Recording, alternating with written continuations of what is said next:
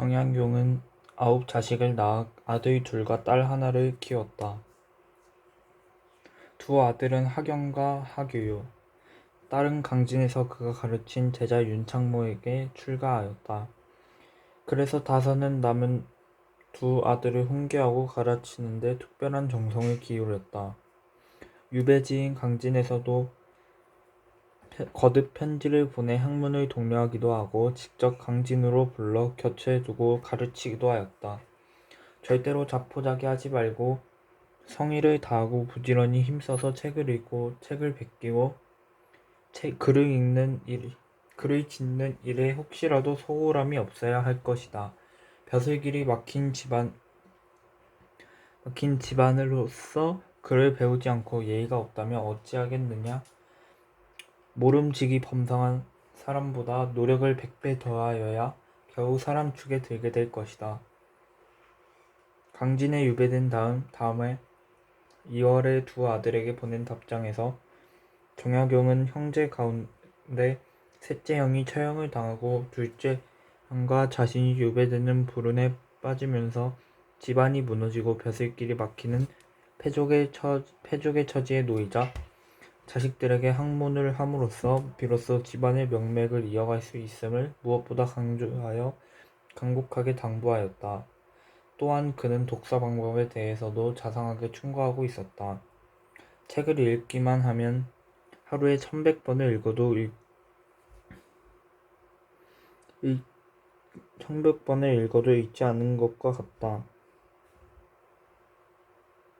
책을 읽을 때에는 한 글자를 볼 때마다 그 명칭과 의미를 분명하게 알아야 하며 혹 알지 못하는 곳이 있으면 널리 고찰하고 자세히 연구해서 그 근본을 터득하고 따라서 글의 전체를 완전히 알 수 있어야 한다.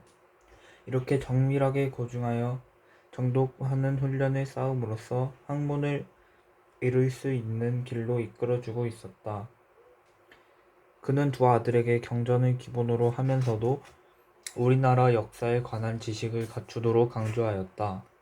곧 그는 우리나라 사람들이 걸핏하면 중국의 일을 인용하는데 이 또한 비루한 품격이다.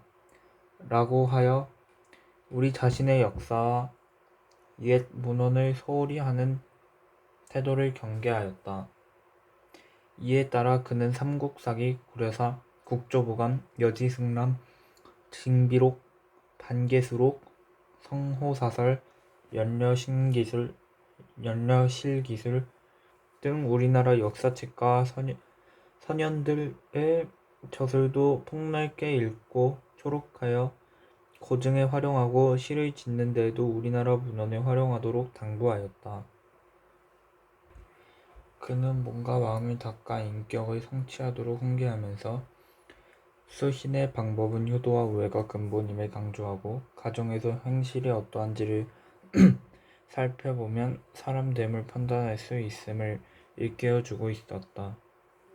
또한 선행을 하는 것이 복을 받는 도리라 하고 재물을 몰래 간직하기 위해서는 남에게 베푸는 것이 가장 좋은 방법이라 하여 선행으로 덕을 쌓아 가도록 타이르고 있다. 그는 자기 집안이 이미 벼슬길이 막힌 패족이라 하면서도 자식들에게는 벼슬에 나간 사람처럼 당당할 것을 당부하였다. 또한 그는 임금을 섬기는 방법으로서 임금의 사랑을 받는 신하가 아니라 임금의 존경을 받는 신하가 되어야 한다고 강조하여 벼슬길에 나간 신하의 도리를 깨우쳐주고 있다.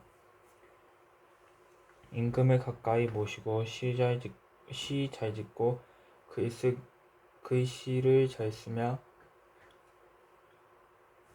비 잘 맞추는 신하는 임금이 사랑할지언정 존경하지는 않는다는 것이다. 그 자신이 정조의 극진한 사랑을 받았지만 그가 바라는 군신관계는 사랑으로 맺어지는 것이 아니라 존경과 신뢰로 맺어지는 것이었다. 아마 임금의 사랑을 받는다는 것은 다른 사람이 시기하는 대상이 되기 쉬워 위태롭고 임금의 사랑을 받는 것으로는 한때 분주하게 부림을 받지만 끝내 크게 쓰이지 못하고 만다는 사실을 깊이 경계하고 있는 듯하다. 정약용은 자식들에게 벼슬 길이 막힌 집안의 처지로 지켜야 할 일로서 독서와 병행하여 생활 기반을 확보하는 일을 중시하였다. 그리고 그 방법으로 과수를 심고 채마밭을 가꾸는 일에 힘쓰도록 거듭 당부하였다. 정약용은 벼슬길이 막혔다고 자포자기하여 독서를 하지 않고 허랑방탕하여 놀고 먹는다면 그 집안이 다시 일어설 수 없게 무너지고 말 것이라는 사실을 지적하여 자식들을 경계하였으며 벼슬길이 막힌 집안을 보존하는 방법으로 독서와 생업 두 가지 일을 병행하도록 가르쳤다. 여기서 그는 생업을 위해 부지런함과 더불어 절약하는 검소한 생활 태도를 강조하였다.